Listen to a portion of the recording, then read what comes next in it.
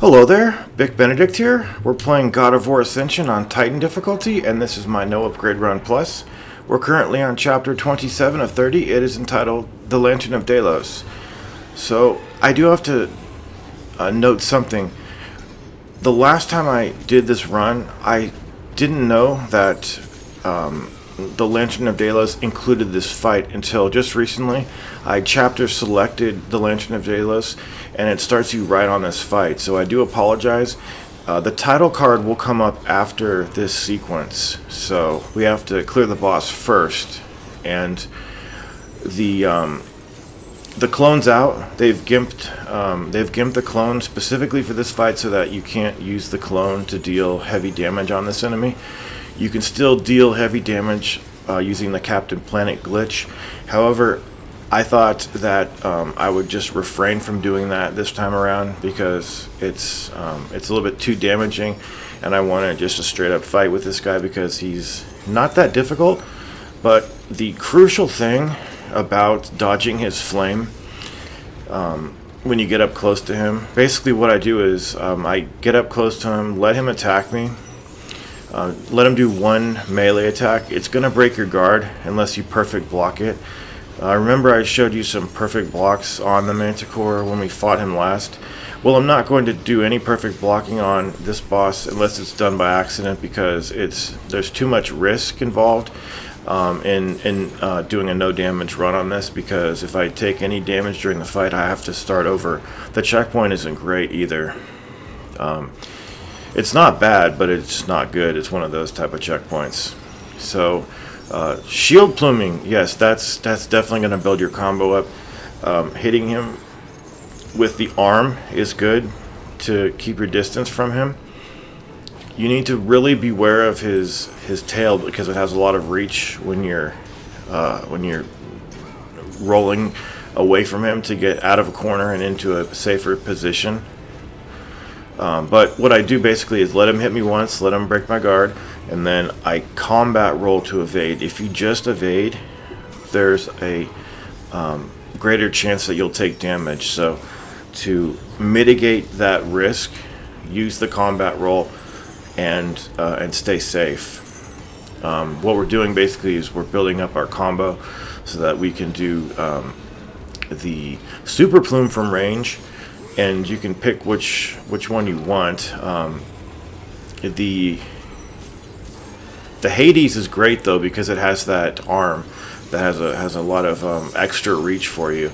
But you need to be really careful that you don't get hit when he spits out his lackeys, because just as before, he's going to have some lackeys. He's going to spit them out, and his spitting them out right by his mouth area, you get hit on it. So that's why I'm being extra cautious over here. I'm not going to get near to him. I love that. I love fire dumping right through his fire. It works out so perfectly. You get no damage. You do not take damage, and you deal him a good hit. Although in the grand scheme of things, I don't think that attack does that much. But it's at about this point where I'm really going to keep my distance because I know his lackeys are coming. And I just don't want any part of getting hit by that. But he taunts quite frequently, and that's a great opportunity for you to do the shield plume. So, I wanted to mention his HP. You remember when we fought him the first time before this? Phase 2, he had a certain amount of health. Well, Phase 2 on the previous fight is not equal to his HP in this, which is a Phase 2 fight versus this enemy. He doesn't have all of the HP that he had from the first fight. I think they've given him like an extra 25% of extra damage or something like that, because he doesn't take this long. His Phase 2 does not take this long on the first fight. But you need to separate the lackeys from him over here. You can build combo off them if you like. Grabbing them will sustain your combo. Okay. He was off screen for a moment, so I was really worried right there, but he should be dropping any moment. Like I said 7 years ago, we all went through the fucking flames, right? Right? Right? So true, man. It's so true. He's gonna drop. There we go. Okay, so that is done, and now we've got a cutscene which I don't believe is skippable.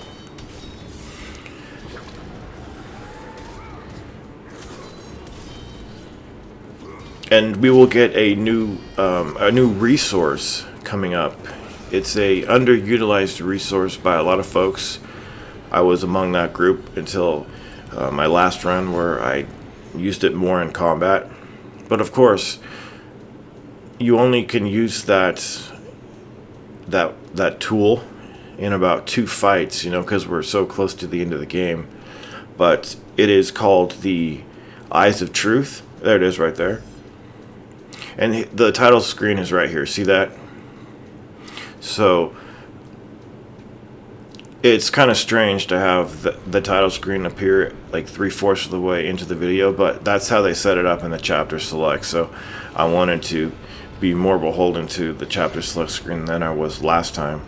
But the Eyes of Truth is a third resource that you get after the amulet and the clone, which is left trigger, or L2 plus circle, and you have to be close to enemies to use it. It's not a tool that you upgrade. It just comes with a level 1.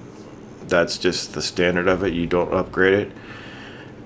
So when you get close to an enemy, if you press that, you can stun them / immobilize them and knock them back. It's not that powerful, but it could help. I don't use it too much. I'll probably use it in the Trial of Archimedes at some point. But that is chapter 27. This area is really beautiful, but it's one of those areas that would definitely look better in 60 frames per second. And I know all the game would technically, but there's so much of this game, it just looks so gorgeous that it kind of fools you. You know, it's like, wow, this looks so great that frame rate is just kind of secondary when you're looking at something, and it's so great. But this area is kind of not ugly. It's just, you know, it's just kind of blah.